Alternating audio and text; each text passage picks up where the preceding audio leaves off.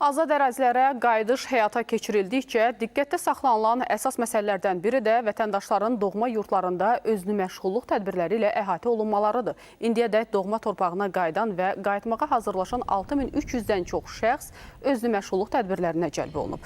Xocalı rayonunda özünü məşğulluq proqramı çərçivəsində qurulan kiçik təsərrüfatları təşkil edilən mediaturda bu barədə məlumat verilib. Bildirilib ki, proqram çərçivəsində 294 nəfər əmək bazarının tələblərinə uyğun peşələr üzrə hazırlıq kurslarına cəlb edilib, 130 Xocalı sakini aktivlərlə təmin edilərək kiçik ailə təsərrüfatları yaradıb.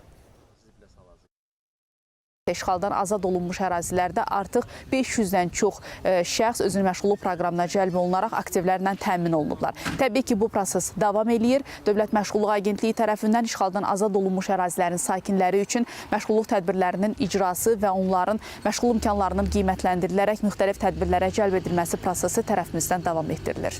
3 aydan artıq olar ki, köçmüşük.